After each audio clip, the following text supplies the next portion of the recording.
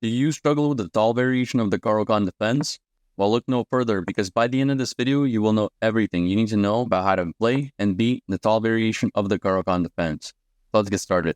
So the Tal variation arises from the move order e4, c6, d4, d5, e5, bishop f5, and h4. The timestamps for all of the different variations will be available in the description, so feel free to check that out, and let's get started. Firstly, let's discuss the ideas behind the Tal variation. So what is the point of the move h4? Well, if we lazily develop with e6, our bishop gets trapped after the move g4. We cannot take this pawn because the queen protects it, and if we slide back, we get hit with h5. And after bishop e4, we get hit with f3, and now this bishop is completely trapped and the game is lost. So instead of that, we are forced to develop in a very different way and play something like h5. Here, White's idea is resolved in the fact that White wants to trade off this light squared bishop because it's our strongest piece and it's kind of what glues our position together. And then White wants to suffocate our position with active piece play and create an attack on the king side. For Black, we want to avoid trading off this bishop, and then we want to set up the eventual c5 maneuver. We'll try to break White's pawn structure, but additionally, it will also try to open up the c6 square for our knight. We'll have to play e6, we're going to play the bishop to e7 or the knight. We're going to develop, we're going to castle at any given moment, and then we're going to mostly play on the dark squares with moves like queen b6 or queen a5 check. Let's start off with a few sidelines that you may encounter. First of all, there's this move knight f3. The move knight f3 is somewhat useless. For example, it's very common in the Tal variation to play knight e2 and then reroute to g3 in order to target the light square bishop.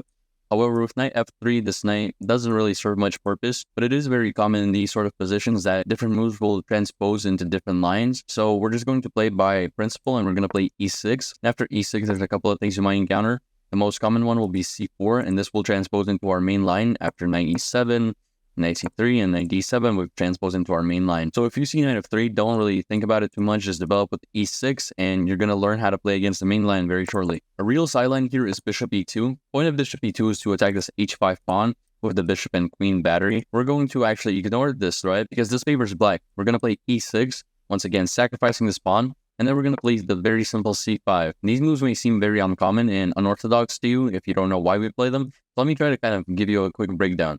So first of all, if this bishop moves absolutely anywhere, let's say bishop g4, we're going to capture this pawn, and now the material difference has diminished since we've recaptured the pawn that we earlier sacrificed. But this is sort of the line I want to show you guys, because after this capture, what we're left with is a somewhat ruined pawn structure. However, it's important to note that White has the exact same problem since this pawn is not defendable. For example, c3 runs into knight c6, and then we're going to capture this pawn regardless, and we just have too many pieces piled up on this pawn. If we encounter knight c3, we have queen h1 check, but otherwise it makes sense for White to capture this pawn. Now White is in a lot of trouble. If we look at this, it's very easy for White to mistake this and get absolutely demolished. Let's say a simple development move runs into checkmate, but if White defends it with, let's say, queen e2, we're going to have very simple development with knight c6, and if you look at this position, I think we would all agree that Black is a lot better here because of our superior piece placement and the weakness of White's king and how easy it is to target. Okay, we understand now what we're supposed to do if this bishop moves anywhere, but what if the bishop doesn't move and, let's say, a different developing move is played? If we get knight f3, for example, this blunders the bishop, so keep that in mind that this bishop is only protected by the queen, and if the connection between these two pieces is gone, this bishop will be hanging. If the move c3 is played, we simply capture this pawn. Once again, the only way that White can recapture is with the pawn himself, because otherwise this bishop would be hanging, and then we play knight c6, and here there's a plethora of options. For example, let's say g3 is played, which would enable the bishop to move backwards without hanging this h4 pawn. In this case, we actually sacrifice the rook, which enables the move knight takes d4 and prompts us to play knight c2 with a check and a fork. And actually, any move which doesn't defend this pawn, we're going to sacrifice this exchange, and then we're going to take knight takes d4, and we're going to be winning. For example, bishop d2, same exact thing, knight takes d4, and you can see where this is going. However, there are also players who will not blunder this exchange for, let's say, a little bit more experience, and they'll play something along the lines of bishop e3, for example. In this particular case, we just simply play queen b6. Queen b6 allows us to target these pawns and place our queen on a nicer square. Actually, White defends this b2 pawn. If the queen moves to e2, let's say, and by the way, any other square would blunder the bishop, we still take this bishop, and after the queen recaptures, we simply take on b2. Now this rook is not able to protect itself, and we win. If the move b3 is played, let's say, we simply play knight b4, and we're still attacking the same idea, which is pretty much unstoppable at this point. So keep all of this in mind. If you see bishop e2, nothing to worry about. It's not a serious variation, and we're going to be completely fine. Okay, guys, it's time to move on to the main lines. The second most popular move in this position is bishop d3. This is white's arguably most aggressive variation. It's something that we have to study thoroughly if we want to secure a comfortable game. But we simply just take this bishop, and after the queen recaptures, we're going to play the very simple e6. Now here white has two moves. There's the knight f3 move or the immediate bishop g5. Any other move does not pose as many dangers. For example, knight c3 may seem like a natural move. However, this is counterintuitive for white because white wants to place a pawn on c3 in order to support this pawn structure, and therefore by placing a knight on c3, this becomes impossible for white. This right away enables the moves knight e7 and c5, further attacking this pawn structure. For example, c5 right away is the best move according to the engine, and white struggles here. For example, black is already slightly better. Let's discuss knight f3 first. After knight f3, the dynamic of this game has sort of shifted in white's favor. White has a very aggressive position and very active pieces, and therefore we have to do something about that. The move I recommend here is queen a5 check. The point of queen a5 check is that you're going to slide the queen down to a6 and offer this queen trade. And the reason you're going to do that is because the queen on d3 is insanely strong. Our queen cannot be as strong. And if we leave this queen on d3, this queen is going to control a large portion of the board, and it's going to allow white to secure a very sizable advantage. So it's very important for us to slide the queen down to a6 and trade this queen off whenever possible. Any move that we encounter, c3, knight knight d2, bishop d2, slide this queen down, offer this queen trade, and we're perfectly fine. You're then going to set up c5, knight e7, knight e7, knight f5, bishop e7. You can castle either way, actually. Does not matter that much. And you're going to be pretty much equal or even slightly better. One thing to know here is that if white plays knight d2 and after queen a6, there is this sort of tricky move with c4. c4 is a very popular move in the Tal variation in almost all of its lines. So therefore, it is very important for us to get accustomed to it and learn how to play against it.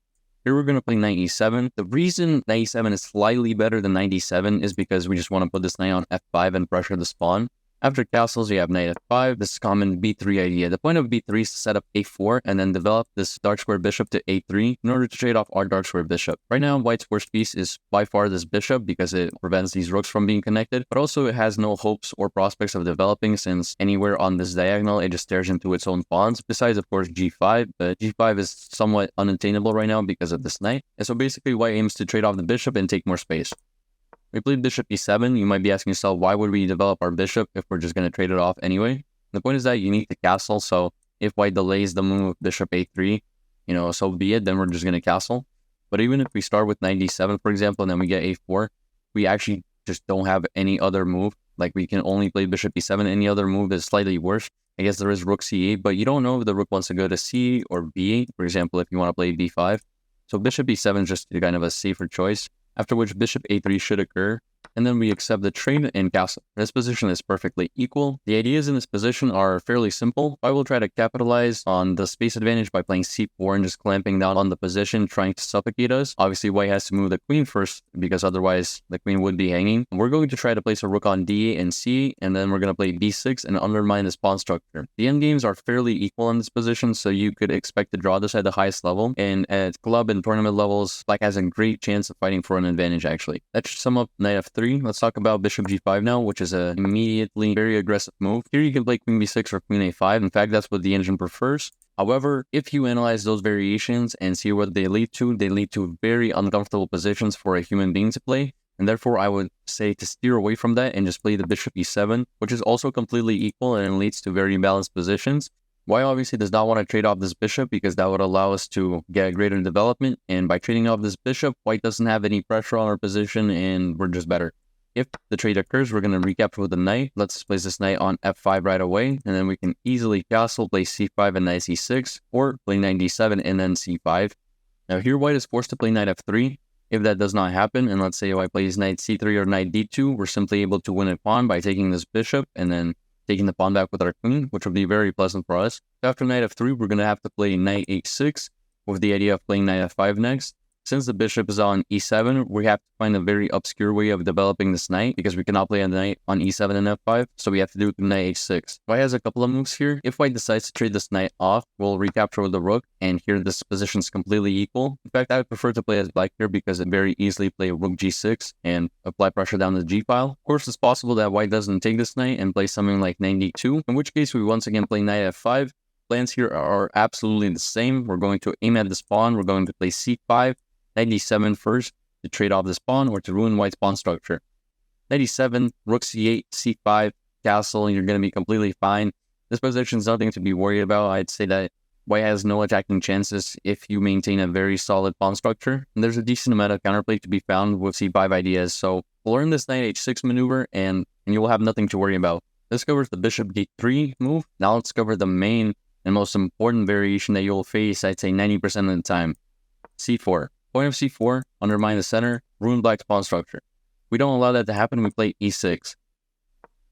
Knight c3 gets played. Once again, you can transpose with knight f3 or different moves, but knight c3 is the main move, and white just to apply more pressure on this d5 pawn. And if we don't react properly, we're going to end up in a very cramped position, and white is going to be better. A lot of you might be thinking knight e7 here. This leads to this very unpleasant position. I'd say because this knight has no prospects of developing. On b6, it's kind of useless because there's nothing to target. And the knight on c3 is rather powerful because it can jump into b5, and it supports the bishop coming out to b5. Instead of that, we're going to play the move knight to e7. The point is, if the same trade occurs, we're going to capture with the knight. Now, this knight is on this very nice outpost square that sort of acts as a glue to this position. These pawns are supporting it, and it supports everything else. For example, if this trade occurs, we can see that the pawn structure is the exact same, but our development is much better and much simpler. We have knight c6. This knight on c3 that is previously very strong is now gone. That is the difference between knight e7 and knight d7. After the capture, it's not guaranteed that white's going to take our knight. For example, white can play bishop c4 or bishop e2, even bishop d3. Nothing's guaranteed here. We are never going to capture white's knight. We want to get captured and replace the knight with the c-pawn, which would enable us to play knight c6 and develop very calmly. Our development plan in this position is very simple. We're simply going to play bishop e7 and castle. And as soon as white captures our knight, which is an eventuality because this knight on d5 is simply too strong. Now, one important thing to mention is that white actually does not have to take this pawn at all. And in fact, white can just play knight e2, for example. And the point of knight e2 is to rear out this knight to g3 and attack this bishop and our pawn.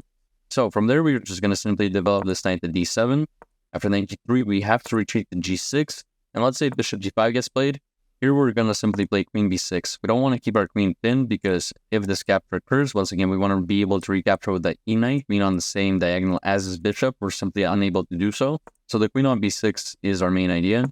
After queen d2, protecting this b2 pawn, instead of waiting and allowing the move to c5 to be played, for example, which would be very annoying as it would clamp down on the position and take away a lot of space from our position, we simply capture this pawn. And after the bishop recaptures, we just jump our knight into d5. So we force this outpost square for our knight. Now here, there's a very interesting trap. If white decides to recapture the knight, we completely win the game because after c takes, whenever this bishop moves, we have the move bishop d4, pinning the queen to the king, and that's completely winning for us. And the queen to d2 move was necessary. Any other move was simply hanging the pawn on d5. Let me show you guys what I mean by that. So for example, if we go back just a little bit, if white played anything else besides queen d2, we simply take this pawn and we are once again winning.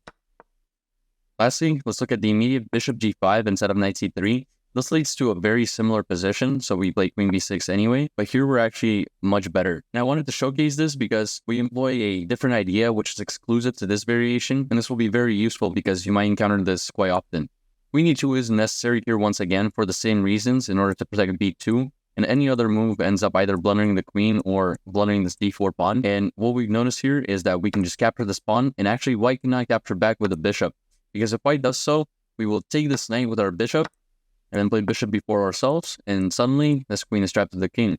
So, in order to avoid that, white will have to play knight c3, and white saves the tempo on recapturing the pawn, but now we're up material, and if we want to be very annoying for white, we can simply play queen a6 and then set up b5 in the future, and this will prevent white from capturing this pawn for a certain period of time. Then we're going to once again follow with knight e7, knight d5, and just be on our way to winning these games. So keep that in mind because you never know when you might run into it. Ladies and gentlemen, this sums up the Tal variation of the Caro Kann Defense. I hope you guys found this informative and useful. If you did, please consider checking out the video to my left. I thank you guys so much for watching, and I hope to see you in a future video.